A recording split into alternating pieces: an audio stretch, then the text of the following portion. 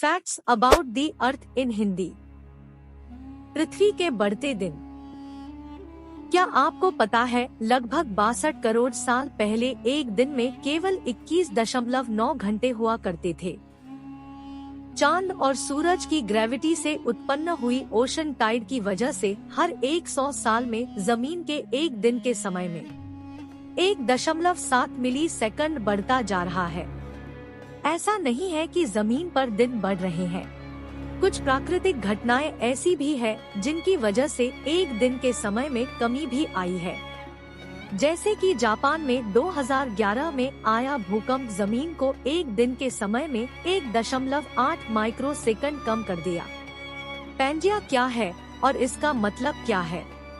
30 करोड़ साल पहले जमीन पर कोई भी देश नहीं हुआ करता था और यह एक संपूर्ण सुपर कॉन्टिनेंट हुआ करता था जिसको वैज्ञानिकों ने पैंजिया नाम दिया। जमीन गोल नहीं है। आपने सही सुना है।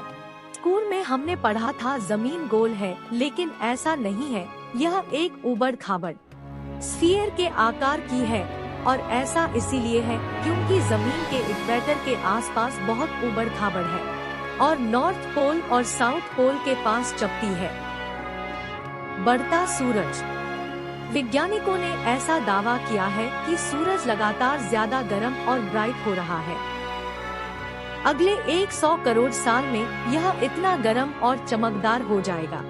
उसकी वजह से जमीन के सभी महासागर सूख जाएंगे और धीरे धीरे जमीन से ग्रीन हाउस इफेक्ट भी खत्म हो जाएगा, जिसके कारण जमीन का तापमान 400 डिग्री सेल्सियस तक पहुंचने की आशंका है। अगर ऐसा होता है तो हमारे इस प्लानेट पर जीवन खत्म हो जाएगा और हमारी जमीन एक गर्म गोले में तब्दील हो जाएगी। जमीन की सतह का 70% हिस्सा पानी में है। जब अंतरिक्ष यात्री पहली बार अंतरिक्ष में गए तो उन्होंने पहली बार इंसानी आँखों से जमीन को देखा और हमारे घर को ब्लू प्लेनेट कहा, और यह कोई आश्चर्य की बात नहीं है। हमारे ग्रह का 70% हिस्सा महासागरों से ढका है। 30% ठोस जमीन है जो समुद्र के स्तर से ऊपर है। अगर आप जमीन को अलग कर सकते हैं तो आपको 32.1% लोहा, 30.1% ऑक्सीजन, 15.1% सिलिकॉन और 13.9% मैग्नीशियम मिलेगा। बेशक इसका ज्यादा पार्ट वास्तव में जमीन के बॉटम में नीचे है। यदि आप वास्तव में नीचे उतर सकते हैं और कोर का नमूना ले सकते हैं तो यह 88% लोहा होगा। जमीन की पपड़ी में 47% ऑक्सीजन होता है। जमीन का सिर्फ 3% पानी ही ताज़ा है, बाकी 97% नमकीन समुद्री है।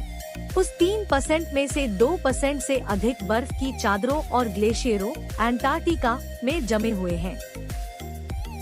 1% से कम मीठे पानी झीलों, नदियों में पाए जाते हैं।